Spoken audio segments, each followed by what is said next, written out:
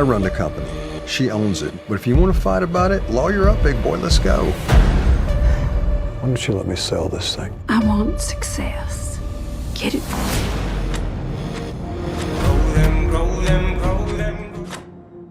They didn't just fire Tommy Norris. They erased him. They looked him dead in the eyes, smiled, and told him he was finished. Cami Miller signed the papers without blinking. Galino lit his cigar and laughed. And the whole West Texas oil machine kept spinning like Tommy never existed, like he was just another body the Permian chewed up and spat out into the dust. That was their first mistake. That was their biggest one. Because the man they fired didn't crawl away quiet. The man they betrayed didn't disappear into the desert and lick his wounds. Tommy Norris sat in the dark, in the silence, in the rage. And he made a decision that would shake every rig, every boardroom, every cartel backroom from Midland to Houston. He decided that quiet was over. Caution was over. Playing it safe was over. Everything they thought they knew about Tommy Norris was about to get buried 6 feet deep in Permian dirt. And when a man with nothing left to lose decides to strike, he doesn't warn you first. He doesn't send a letter. He doesn't call your lawyer. He just moves. Silent, precise, devastating. The Permian Basin doesn't care about your feelings. It never has. It doesn't care about your family, your deals, your handshakes, or your promises. It swallows men whole and pumps black gold over their graves without missing a single beat. West Texas runs on 2 things and 2 things only: money and power. And the moment you lose one, you lose the other. Tommy Norris knew this better than anyone alive. He spent years out there in the dirt and the heat, fixing problems nobody else could fix, making calls nobody else had the stomach to make, keeping MTech standing when it should have collapsed under its own weight a dozen times over. He was the man behind the man, the one who kept the wolves off the door while the suits upstairs counted their bonuses and planned their next move. He bled for that company. He sacrificed for it. He made enemies so MTech didn't have to. And when the dust settled after every crisis, every negotiation, every dangerous midnight deal, Tommy Norris was always still standing, still holding the line, still keeping it all together with bare hands and sheer will. That's who he was. That's what he built. And Cami Miller took one look at everything he'd done and decided it wasn't enough. Decided he was too careful, too cautious, too old school for the new game she wanted to play. So she fired him, clean and cold, like disposing of equipment that had outlived its usefulness. No warning, no respect, no acknowledgement of what he'd given. Just a termination, a box for his belongings, and a smirk that said she'd already moved on before he even hit the parking lot. That smirk is what Tommy sees when he closes his eyes at night. That smirk is what fuels every single move he makes now, because Cami Miller just made the worst business decision in the history of West Texas Oil. She didn't just fire an employee. She unleashed a weapon. And that weapon has been sitting in the dark, sharpening itself, learning the terrain, mapping every weakness, every pressure point, every secret she thought was buried deep enough to stay hidden forever. Tommy knows where the bodies are buried in this industry. He put some of them there himself. He knows which leases were signed dirty. He knows which regulators got paid to look the other way. He knows which deals MTech made in the shadows that would make every investor on the planet run screaming if they ever saw the paperwork. And now, instead of protecting those secrets, he's weaponizing them. The man who once held the walls up is now kicking them down one by one, slowly, deliberately, with the patience of someone who understands that real revenge doesn't rush. Real revenge waits until the moment is perfect, and then it hits so hard the other side doesn't even understand what happened until everything they built is already on fire. He starts with what's right in front of him. Cooper's wells, the ones that struck black gold out in the basin. The ones that were supposed to be absorbed into MTech's portfolio before the papers ever got signed. Those papers never got signed. That oversight, that small administrative failure that everyone on the MTech side assumed was handled, is the crack in the foundation that Tommy is about to drive a sledgehammer through. He moves quiet. He moves smart. He partners up with people who don't run in MTech circles, people Cami has never heard of and wouldn't think to watch. He pulls strings nobody sees coming. He buys up leases she overlooked, properties she dismissed as marginal plays, too small to bother with. And while she's busy making headlines with her big, risky bets and her press conference smiles, Tommy is building something underneath her feet, something real, something that doesn't need cameras or applause. Something built the old way, with hard work, loyalty, and the kind of quiet determination that doesn't make noise until it's too late to stop it. Cooper runs point. Young, hungry, full of fire that reminds Tommy of his own younger self, back before the oil patch taught him what it truly costs to win in this game. Cooper is the face, the name on the letterhead, the one who walks into rooms and shakes hands and talks about the future, with the kind of confidence that makes people want to believe. But Tommy is the engine. Tommy is the strategy. Tommy is the ghost in the machine that nobody at MTech even knows to look for yet. TL calls shots from his wheelchair, like a general who never left the battlefield, because he never did. Dale hunts new plays with the instincts of a man who was born to find oil in places other people gave up on. Rebecca keeps the lawyers at bay with a cold precision that would make even the most aggressive opposing counsel think twice before pushing too hard. And the crew, the roughnecks, the field hands, the people who actually put their bodies on the line every single day out there in the Permian heat, they share the profits like blood brothers. Because Tommy built this operation on loyalty, not leverage, on respect, not fear, on the understanding that the people who do the real work deserve the real rewards. For one brief, fragile moment, it feels like victory. Tommy stands on a ridge at dawn, watching the pumps nod in the early light, watching black gold move through the lines, watching everything he built with his own hands run the way it was always supposed to run. And he allows himself one quiet thought.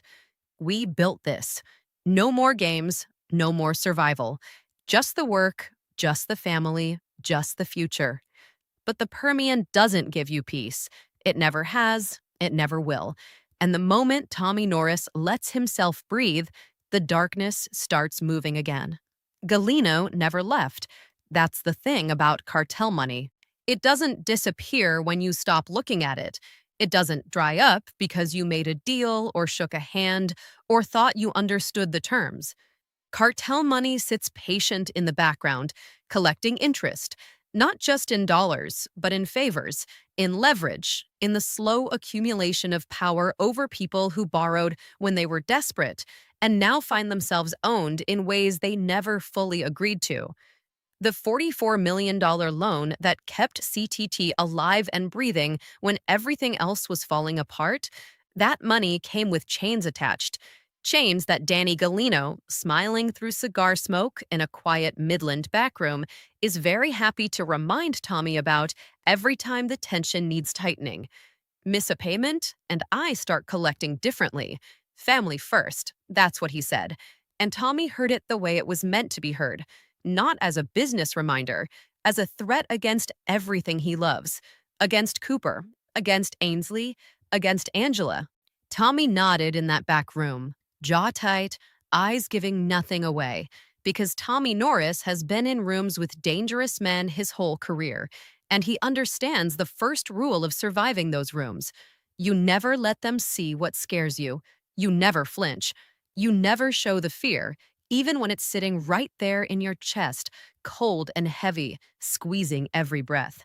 You nod, you file it away, and you start planning the counter move before you even leave the parking lot.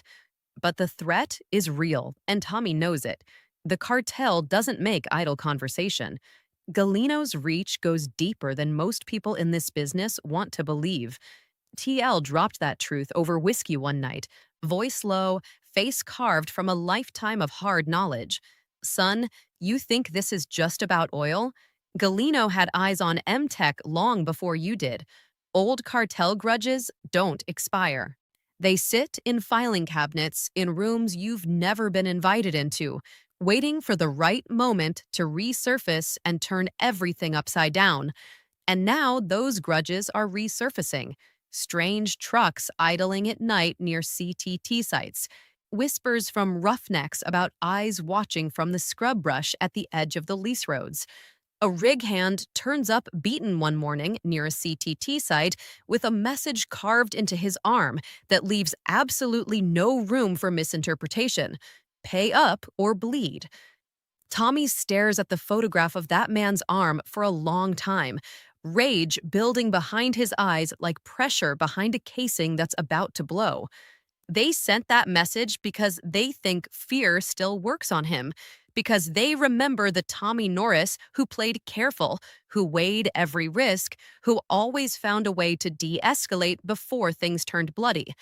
They don't know the Tommy Norris who exists now, the one Cami's betrayal created. The one the Permian forged in the fire of everything he almost lost. That Tommy doesn't de-escalate. That Tommy files the photograph as evidence and starts making calls. Because Galeno made a mistake that men like him always eventually make. He assumed that threatening Tommy's family would paralyze him. Instead, it clarified everything. When you threaten a man's children, you don't create a hostage situation, you create a predator. And Tommy Norris in predator mode is something the Permian Basin has never seen before and will never forget. Cami watches all of this from her glass tower in Houston with the face of someone who thought she was watching a problem solve itself and is slowly realizing she may have created something far worse than the problem she eliminated. MTech is crumbling under the weight of her wild bets, over-leveraged rigs running on borrowed time and borrowed money. Shady partners who smile in meetings and make calls to people Cami doesn't know about the moment they walk out the door. Shortcuts everywhere, the kind that scream desperation to anyone who knows how to read the signs. She watches Tommy's operation grow from her glass tower, and something cold and ugly moves across her face. Fury. Pure, undiluted fury that someone she dismissed, someone she fired like yesterday's trash, is not only surviving, but building something that looks dangerously like an empire. She starts digging, pulling old files, chasing down rumors, looking for the dirt that Tommy buried years ago, the forgotten lease dispute, the payout that smelled wrong, the paperwork that didn't quite add up if you looked at it from the right angle with the right motivation. She finds enough to work with. Maybe not enough to destroy him cleanly, but enough to slow him down. Enough to hurt. Lawyers start circling. Cami leaks rumors to regulators, painting CTT as cartel-tainted, wrapping her accusations in just enough truth to make the lies land hard. Inspectors show up unannounced. Pads get shut down for safety violations that appeared overnight, like someone planted them there specifically to be found. Fines pile up. Delays stack. Crews start grumbling about paychecks and timelines and whether this operation is actually as solid as it looked 3 months ago. Tommy's phone never stops ringing. Every call is another fire to put out, another pressure point being squeezed. Another reminder that Cami Miller is not going quietly. She's going to make him bleed for every inch of ground he takes. And Tommy understands something in those sleepless nights that most men never have to confront.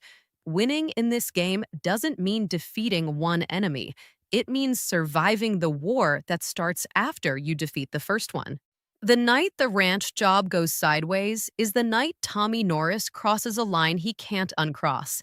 Not because he does something unforgivable, but because he's standing at the edge of something unforgivable. And the only thing that stops him from falling in is a shotgun-toting old man on a dark porch who turns out to be more honest than everyone Tommy has dealt with in the last 6 months combined. Galino's call came at 2 in the morning. Voice calm, almost fatherly, the way truly dangerous men talk when they want you to understand the threat without ever having to raise their voice. There's a lease block north of your new pads, prime Permian rock, but the title's tangled in old cartel blood. Family won't sell clean. You make them sell dirty. Quiet. No paper trail back to me. Tommy listened to every word, felt the weight of every syllable, knew exactly what Galino was asking him to become, and then Galino added the part about Cooper's face and the 44 million. And Tommy's silence became something different, something resolved. He drove through the dark toward Odessa, where a fixer named Ruiz was waiting with photographs and very few scruples. Ruiz slid the folder across the table like he'd done it 100 times before. Photos of the lease owners, an elderly couple on a rundown ranch, kids long gone, living quiet in the kind of place people go when they want the world to forget they exist. They know who wants it, Ruiz said. They won't sign, not without force. Tommy looked at those photographs for a long time. I don't do families, he said, and he meant it. But Ruiz's answer was the answer Tommy already knew was coming. Then Galino does yours. So Tommy drove out to that ranch in the dark with Ruiz beside him and the headlights off, and the full weight of what he was doing sitting on his chest like a stone. And the old man was waiting on the porch with a shotgun like he'd been waiting his whole life for exactly this moment. Tommy stepped forward, hands up, trying to find a version of this that didn't end in blood. And then the old man's wife appeared in the doorway, eyes wide and terrified, and she said the words that changed everything. They already came once, threatened our grandkids. Tommy froze. Who? And the old man spat into the dirt. Your friend with the cigars. Galino had already been there. Galino had already threatened this family, and now he had sent Tommy to finish the job, framing it as a favor, packaging it as necessity, counting on Tommy being desperate enough and cornered enough to do the dirty work without asking the right questions first. It was a trap, not just for the old couple on the ranch, for Tommy, to make him complicit, to make him dirty, to put something so dark on his hands that Galino would own him completely from that point forward. No negotiations, no leverage, just ownership. And then the gunfire started.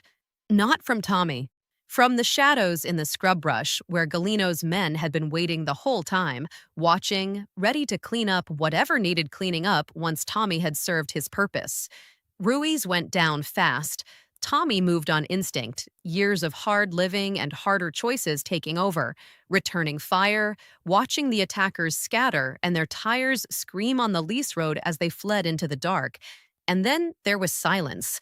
Just Tommy, two terrified old people, and the truth of what Galino had done laid out plain as day. Tommy lowered his gun. I'm not them, he said.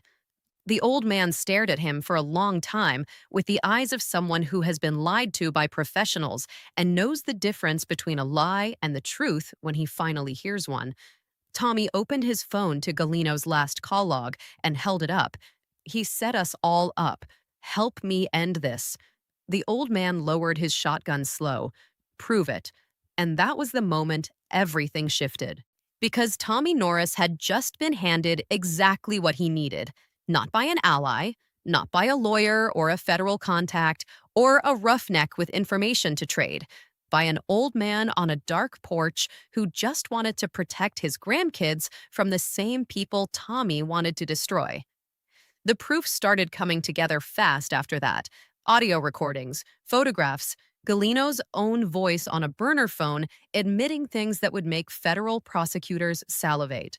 The double cross laid out in full detail for anyone with ears to hear it.